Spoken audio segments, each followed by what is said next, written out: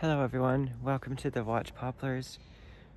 I am looking at a Japanese maple and it is starting to get some sun tanning that kind of resembles fall colors, even though it's still July. So let's go look at it. It is right here.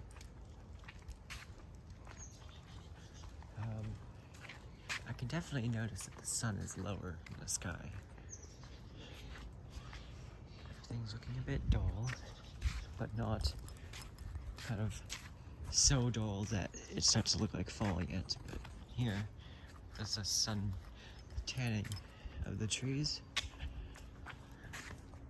This is a Japanese maple.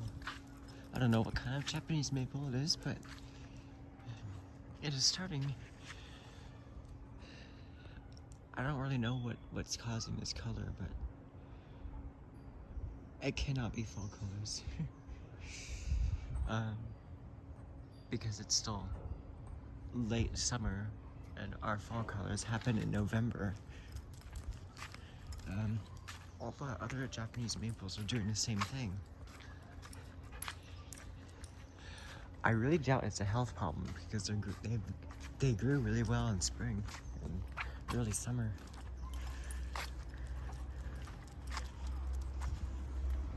But yeah, they're dropping their seeds.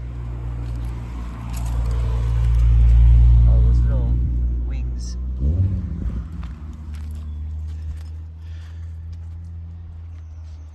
don't know what that's from, but it's looking kind of cool. So we'll start today's video with that, and now I will show you along a street. It is right across from my driveway. I'm also walking my dog. Her name is Beja. It means kiss in Portuguese. And we're going to be looking at the plants along the road, as I always do every time I walk here. There's some chokeberry leaves from last year turning red.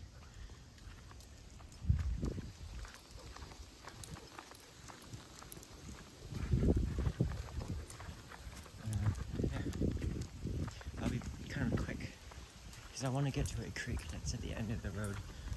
There are some California buckeyes entering their summer dormancy.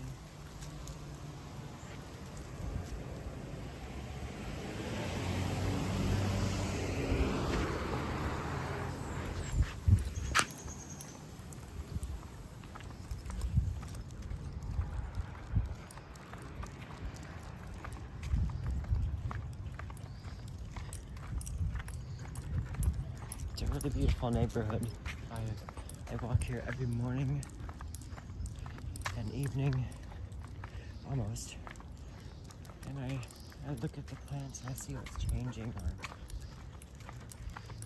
yeah, it's really nice. It's very seasonal too.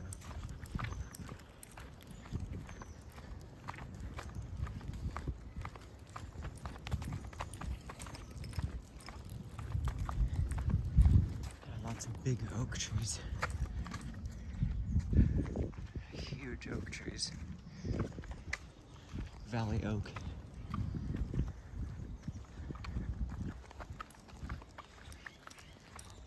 Very inspiring.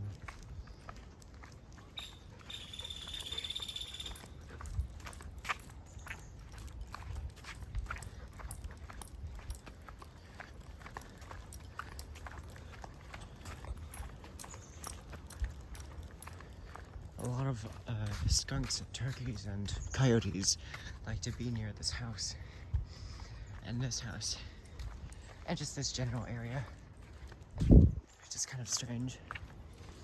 There's oleander flowering here. It smells so good. It smells better than roses.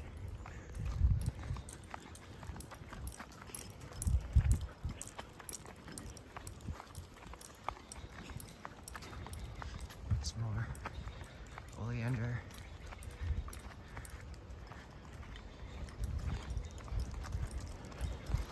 Looks like there's a bit of wind over there.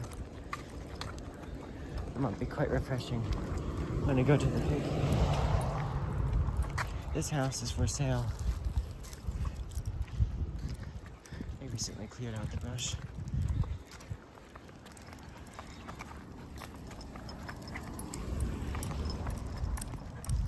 This is our Japanese maples doing the same thing.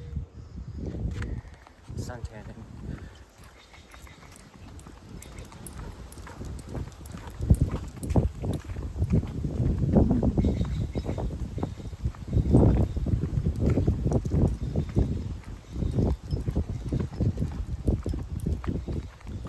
This is flowering plant. I don't know what it is, but it's really beautiful.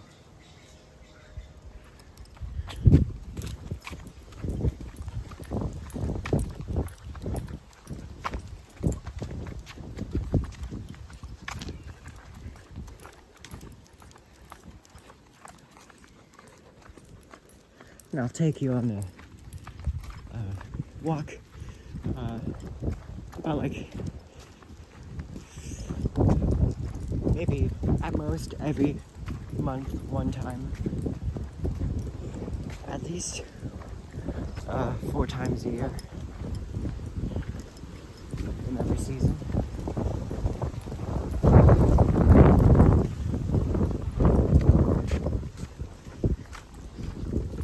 Just to show you what's changing.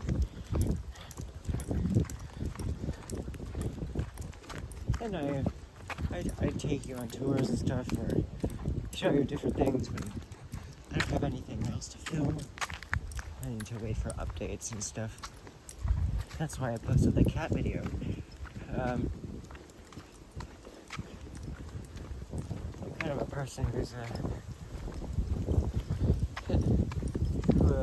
it's kind of a slightly in the variety channel category, but mostly bonsai. Nature in general. I don't show construction, I don't show like going to work, I just show things at home or things that I notice while I'm looking at plants, or I don't know. Yeah, so this is the most overgrown section of the road.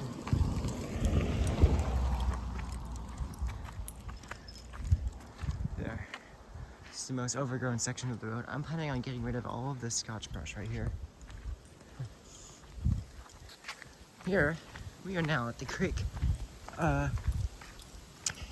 It's very scenic here. It's very cool. Very refreshing. The air is very cool down here. And it's a great place to go during a heat wave.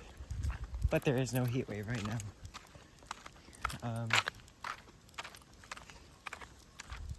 Yeah, so this is the creek. And now I will be walking up the creek. So yeah, now I go. Yeah, so there it is.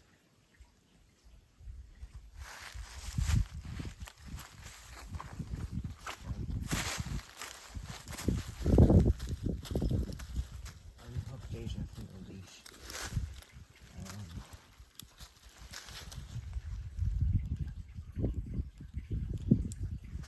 I'll just leave the leash over here and we'll continue. Get on the journey. Those plants there.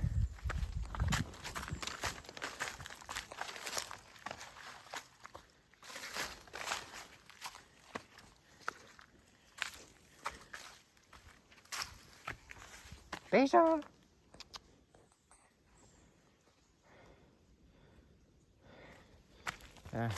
She's too busy marking her territory. I hope this video doesn't get too long. Beja! I feel like me calling for the dog would be too obnoxious, so...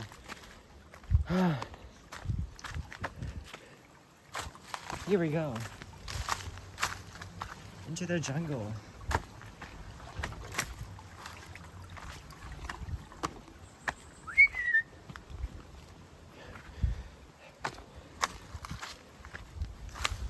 She knows where I went. She doesn't get lost. Yeah, see? She's a good dog.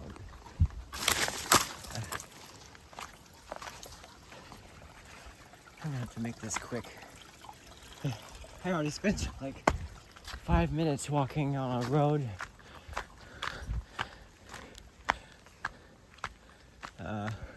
Yeah.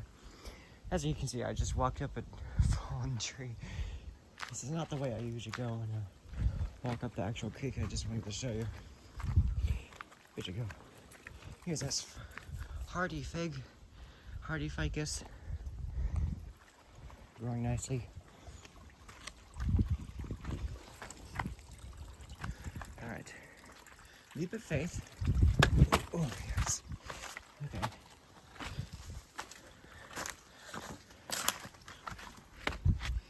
I go here to find some rocks that I can use in bonsai, but there are barely any here because we don't get freezing thaw conditions.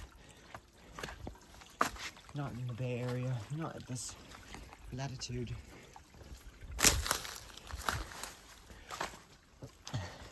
So the rocks are not very crackled and detailed like they would be in a glacial area like Yellowstone, or Canada. Canada has a lot of cool rocks. I've watched some channels that are from Canada, and people find really cool rocks and they use them for bonsai and they look perfect. But the only rocks that you see here that show that much detail are the big ones that are not usable, like this. I can't use this for bonsai because it's too big, but this is the kind of detail I look for. There's a squirrel over there. Here, this rock is too big. It's not coming out of the ground.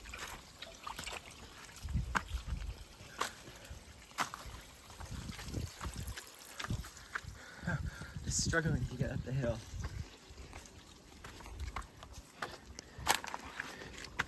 So 95% of the trees here are Bay Laurel. Bay Laurel. And it's a native plant here. I don't know the scientific name. I'm yet to know soon with further research. But for now, I just know that's not the common name. And it's a really inspirational plant. I'll show you an example of what I mean by inspirational. So there, right here, is a really old tree, and there's a big boulder in the middle of it. So in the middle of this clump of trees, there was probably a main one that was like more like this right here, and over the years that central trunk has probably died and sprouted new ones out of the base, and those took over into the new tree. Now this tree I'm looking at over there is huge. It goes all the way up to there, behind this one that divided into like three. Bridge is kicking. So yeah.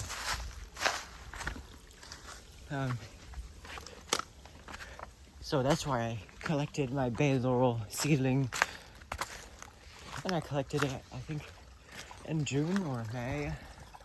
That's around the time they break dormancy. So we're almost at the end. I tried to be quick, and I guess I succeeded. Yeah.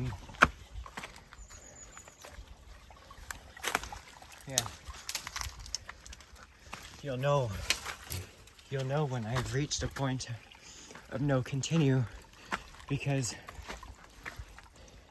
there's just an impenetrable barrier.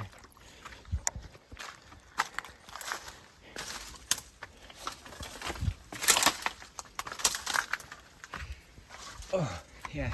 Here's a toxicodendron or poison oak. But don't touch it. It's very noxious.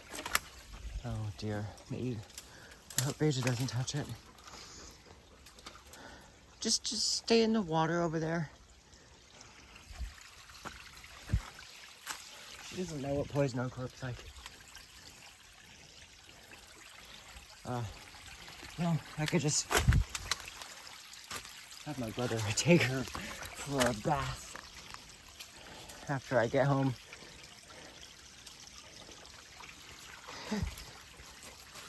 Yeah? Okay, good, Beja.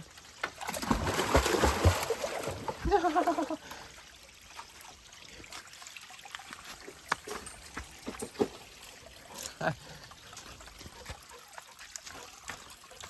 don't know if she meant to do that, but hopefully she got refreshed. So, this is the impenetrable barrier that I was talking about earlier. It is very impenetrable. Oh gosh. You cannot, you just can't. There is no way through this. It's gonna take almost a year to get to the other side of this blackberry thicket here. And it's closing in.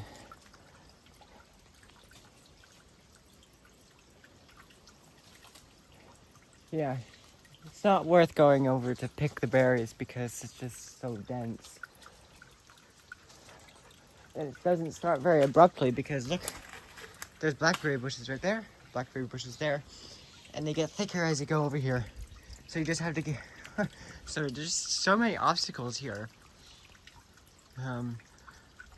But this is a really interesting area. It's a clearing, probably because of the blackberry taking over everything. But that is the tour of the creek. And hopefully I was filming still enough that you can see everything through my effort to get up as quickly as possible up the creek. So that's all for today, and thanks for joining me here among the watch poplars, even though there are no poplars growing here. So yeah, I'll see you in the next video.